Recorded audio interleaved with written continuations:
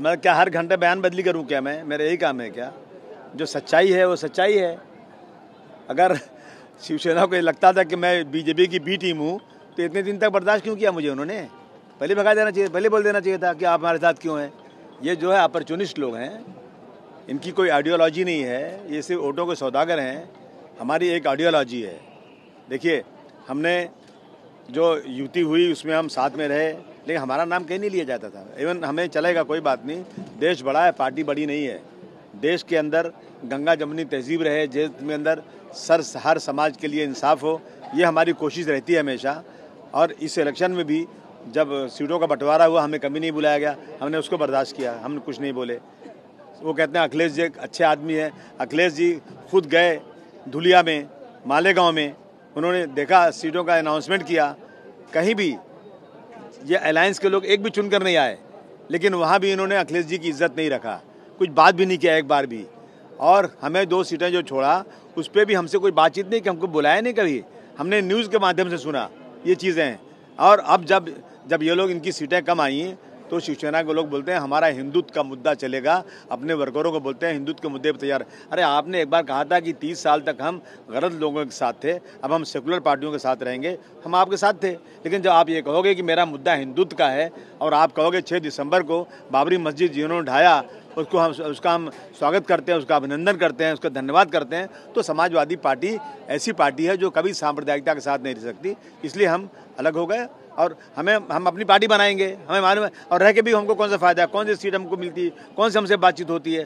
Samajwadi party अपनी ताकत बनाएगी। कॉर्पोरेशन इलेक्शन की हम तैयारी कर रहे हैं। संघर्ष के दिनों में आपने साथ दिया, लेकिन इस तरीके से बी टीम कहे जाना कहीं जो है मन में तकलीफ हुई? अरे मेरे को कोई तकलीफ नहीं होती है, ऐसा ही बोलते रहते हैं लोग, इनको ऐसी बोलते रहते हैं। मुझे तकलीफ तो पहले से इन लोगों से मुझे है, पहले से है। जब ये लोग जब भी महाविकास आघाड़ी की सरकार चली है, कौन सी हमारी बात सुना इन लोगों ने?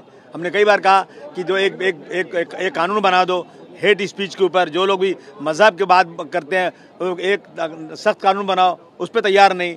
हम 5% रिजर्वेशन की बात हुई थी, उन्होंने खुद किया था, वो भी नहीं दिया उन्होंने, तो कौन सी बात माने उनकी? एक आदमी पूछा ना, उद्धव जी ने क्या पैचअप करने की कोशिश की? उद्धव जी ने पैचअप करने की कोशिश की, आपसे बात? नहीं, बिल्कुल बात नहीं की। हाँ, उनके बेटे ने जरूर कहा कि मैं बी टीम हूँ बीजेपी की, यही कोशिश उनकी है। बेलगाम में मराठी लोगों पर अत्याचार हो रहा है, यूपीटी ने जो है बेलगाम को केंद्र शासित राज्य बनाने की मांग की है।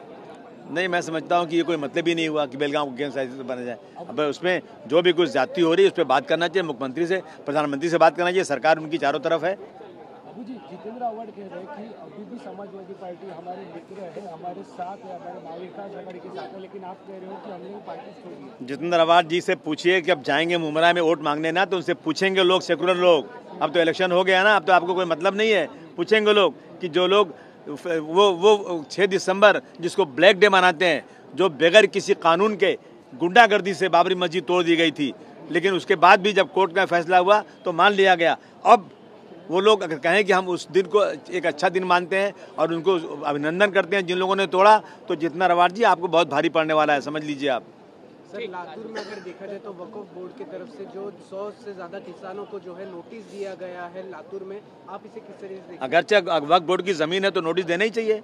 वक्फ बोर्ड की जमीन का बंदर बांट हुआ है, बहुत सारी वक्फ बोर्ड की जमीनें अगर इंक्वायरी की जाए तो बहुत सारे गवर्नमेंट के ऑफिसर्स हैं, कलेक्टर की ऑफिस है, कॉरपोरेशन है, और इस तरह से बहुत सारी ज़मीनें कब्जा की हुई हैं। मैं समझता हूँ ये मुसलमानों के पूर्वजों ने दान किया था अल्लाह के नाम पर, वो ज़मीनें वापस मिलना चाहिए, चाहे किसी के पास भी हो। सर, महबूबा मुफ्ती की बेटी इल्तिजा मुफ्ती का एक बयान आया है, हिंदुत्व एक बीमारी है, सर इस पर क्या कहना है? नहीं, ये सब परेशान हो चुके हैं, इसलिए ऐसा कहा उन्होंने। देखिए, हिंदू मजहब बहुत अच्छा है, हिंदू लफ्ज़ से किसी को वो नहीं है, लेकिन हिंदुत्व के नाम पर जो जुल्म जाति की जा रही है उससे लोगों को तकलीफ है। अभी महाविकास आघाड़ी से बाहर होने का फैसला आपने किया है, तो अभी आप महाराष्ट्र के विधानसभा में भारतीय जनता पार्टी और उनके अलायंस को समर्थन देंगे, आपकी भूमिका क्या रहेगी? आप पूछिए ही मत ये बात, कभी जिंदगी में हो ही नहीं सकता कि हम भारतीय जनता पार्टी को सपोर्ट करें, कोई सवाल ही पैदा नहीं होता। हमारी भूमिका है, हम इंडिपेंडेंट काम करेंगे, जहाँ जो अच्छा लगे वो करेंगे। क्योंकि शिंदे साहब ने अगर दरख्वास्त की तो आप क्या उनके साथ समर्थन में रहेंगे? जी नहीं, कभी नहीं। जो लोग मोहम्मद रसूलुल्लाह सल्लल्लाहु अलैहि वसल्लम को अब शब्द कहने वाले, अपमानित करने वाले के साथ खड़े होकर कहेंगे आपका कुछ नहीं बिगड़ा, हम आपके साथ में, ऐसे लोगों के साथ कभी नहीं जा सकते। क्या क्या सर बांग्लादेश में सर बांग्लादेश में हिंदुओं पर अत्याचार लगातार हो रहा है, हिंदुओं के घरे चल रहे, मंदिरों को तोड़ा जा रहा है, दुकानों को तोड़ा जा रहा है, क्या कहना चाहेंगे? हिंदुस्तान में मुसलमानों की मस्जिदों को तोड़ा जा रहा है, हर मस्जिद की मंदिर दिखाई जा रही है, मुसलमान को पकड़ के चप्पल से मारा जा रहा है, बच्चों को कहा जा रहा है कि तुम जय श्री राम बोलो, तो उनको तो बोलने का कोई हक ही नहीं है। बांग्लादेश वाले कर रहे हैं तो उनको जो है बाज आ जाना चाहिए, ये गलत कर रहे हैं वो लोग, उन पर पाबंदी लगना चाहिए। लेकिन जो बांग्लादेश कर रहा है वो भारतवर्ष भी कर रहा है। सर महाराष्ट्र में जो महाविकास आघाड़ी में अभी परिस्थिति है उस पर अखिलेश यादव जी से आपकी चर्चा हुई? बिल्कुल चर्चा, हमारे अध्यक्ष है, उनसे बिना पूछे थोड़ा हम कुछ काम करते हैं। हाँ बिल्कुल कहा, तुम जो कर रहे हो बिल्कुल सही करो, पार्टी बढ़ाओ, अकेला चलो।